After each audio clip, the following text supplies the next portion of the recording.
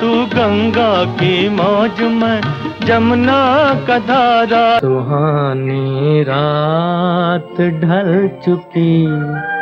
नमस्कार, आदाब, सत श्री अकाल दोस्तों। मैं हूं आपकी दोस्त और होस्ट स्वप्निल और मेरे YouTube चैनल स्वप्निल टॉकीज में आप सभी का बहुत बहुत स्वागत है। प्यार किया तो डरना क्या, जब प्यार किया तो एन लड़ गई है तो मनवा माँ कसक होई बेकरी। सुख भरे दिन बीते रे भैया, तब सुख आयो रे। दुनिया के रखवाले। नौशाद साहब जैसे महान संगीतकार सदियों में कभी कभार ही पैदा होते हैं। शास्त्रीय संगीत और लोक धुनों पर आधारित उनका संगीत अनमोल धरोहर है, जिसके लिए हर संगीत प्रेमी हृदय से उनका आभारी है।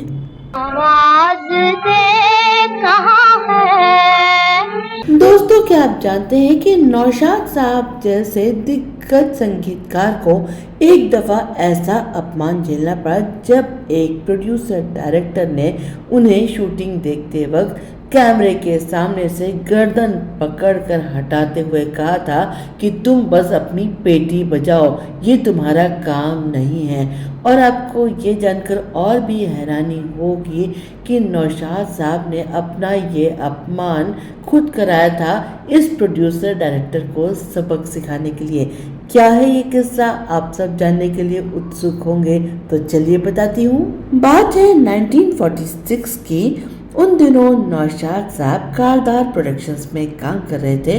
नौशाद साहब को फिल्म इंडस्ट्री में काम करते हुए ज़्यादा वक्त तो नहीं हुआ था, लेकिन उनकी लोकप्रियता बढ़ने लगी थी और महबूब खान साहब एक फिल्म बना रहे थे जिसका नाम था अनमोल घड़ी।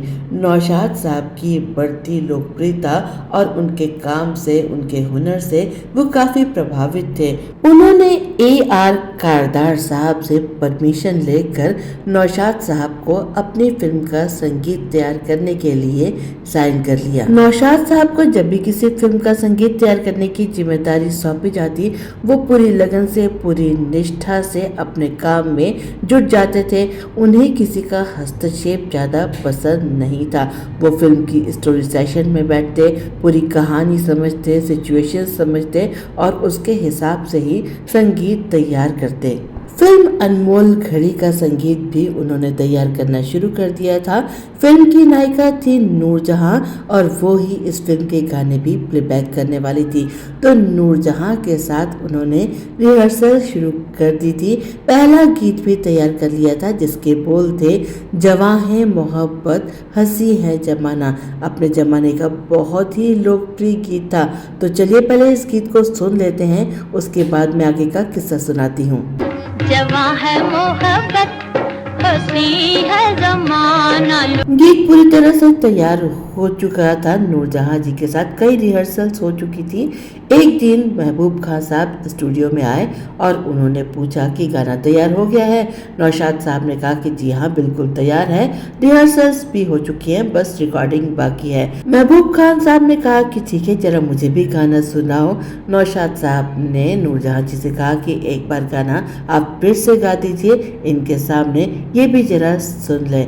महबूब खान साहब ने गाना सुना। गाना तो उन्हें पसंद आया, लेकिन उन्होंने कई सजेशंस दे डाले, जैसे कि अंतरे की इस लाइन को 2 बार क्यों रिपीट किया, इसे 1 बार कर दो। बीच का संगीत भी काफ़ी लंबा है, इसे छोटा कर दो। अब ये सारी बातें नौशाद साहब ने सुन तो ली। अब आखिर प्रोड्यूसर डायरेक्टर थे महबूब खान, उस वक्त उन्होंने उनसे कुछ नहीं कहा, लेकिन उन्हें काफ़ी बुरा लगा कि मेरे काम में ये इस तरह से हस्तक्षेप क्यों कर रहे हैं। ये तो म्यूज़िक के बारे में ज़्यादा कुछ नहीं जानते हैं, मैं जानता हूँ, मैंने अपने काम को अपनी तरीके से अंजाम दिया है। लेकिन खैर, उन्होंने महबूब खान जी के हिसाब से कुछ बदलाव कर दिए और गाने को रिकॉर्ड करके महबूब खान साहब को सौंप दिया। गाने की शूटिंग शुरू हो गई। जब शूटिंग हो रही थी तो नौशाद साहब एक दिन स्टूडियो पहुंच गए और उन्होंने कहा कि जनाब, दूसरा गाना भी तैयार कर रहा हूं, आप कुछ सजेशंस देना चाहेंगे। महबूब खान साहब ने कहा कि आपके गीत की इस वक्त शूटिंग चल रही है, इसको पूरा कर लें, उसके बाद हम सुनते हैं आपका दूसरा गाना। नौशाद साहब ने कहा कि क्या मैं भी कुछ देख सकता हूँ कैमरे से। उन्होंने कहा हाँ हाँ क्यों नहीं, आप ही के बनाए गीत की शूटिंग चल रही है, देखिए आप भी। नौशाद साहब कैमरे के सामने खड़े हो गए और उसके बाद उन्होंने कहा कि ये जो सेटअप आपने लगाया है मुझे कुछ ठीक नहीं लग रहा। ये तस्वीर जो आपने दाईं तरफ रखी है इसको आप बाईं तरफ रखवा दीजिए, और लाइट्स भी ज़्यादा हैं, आप ऐसा करिए कि बाईं तरफ की लाइट्स बंद करवा दीजिए, ज़्यादा बेहतर रहेगा। महबूब खान साहब एकदम से सकते में आ गए कि ये मुझे सजेशंस दे रहा है। वहाँ सेट पर मौजूद सभी लोग एकदम से घबरा गए, क्योंकि महबूब खान साहब बड़े गुस्से वाले आदमी थे और अपने काम में दखलंदाजी उन्हें जरा भी पसंद नहीं थी। उन्होंने नौशाद साहब की गर्दन पकड़ी, उन्हें कैमरे के सामने से हटाया और कहा, तुम बस अपनी पेटी बजाओ, ये तुम्हारा काम नहीं है, मुझे तुम्हारी सलाह नहीं चाहिए। नौशाद साहब मुस्कुराते हुए कहने लगे कि जनाब आपने बिल्कुल ठीक फरमाया, ये मेरा काम नहीं है, लेकिन संगीत भी आपका काम नहीं है। महबूब खान साहब समझ गए कि नौशाद साहब का इशारा किस ओर है। उन्होंने कहा कि मैं ये शॉट पूरा कर लूँ, उसके बाद तुमसे बात करता हूँ। नौशाद साहब कुछ घबरा भी गए कि कहीं महबूब खान मुझसे नाराज़ तो नहीं हो गए हैं। खैर शॉट पूरा हुआ। महबूब खान साहब ने नौशाद साहब से कहा कि दूसरा गाना तैयार हो गया है। नौशाद साहब ने कहा कि जी मैं बिल्कुल वही तो बनाकर लाया हूँ, सुन लीजिए और अपने सजेशंस मुझे दे दीजिए। महबूब खान साहब ने कहा कि नहीं, ये मेरा काम नहीं है, आप अपने काम को बखूबी समझते हैं, आपको जैसा संगीत बनाना है आप बनाइए, गाने तैयार करिए, जब गाना तैयार हो जाएगा तो मुझे दे दीजिएगा, उसके बाद ही मैं शूटिंग शुरू कर दूंगा।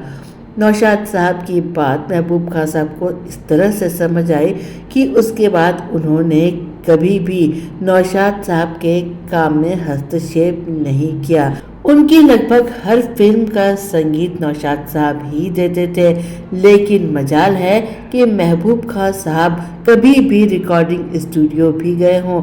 एक दफ़े का किस्सा नौशाद साहब बताते हैं कि वो किसी फिल्म की रिकॉर्डिंग पे काम कर रहे थे। शाम के 6 बजे से रिकॉर्डिंग का काम शुरू हुआ था, लेकिन संगीत तैयार करते करते लगभग पूरी रात बीत गई। जब वो स्टूडियो के बाहर आए तो उन्होंने देखा कि महबूब खान बाहर रिसेप्शन पे ही सो रहे थे, लेकिन मजाल है कि वो कभी स्टूडियो के अंदर कदम रखते। इसे कहते हैं एक कलाकार का दूसरे कलाकार के प्रति सम्मान।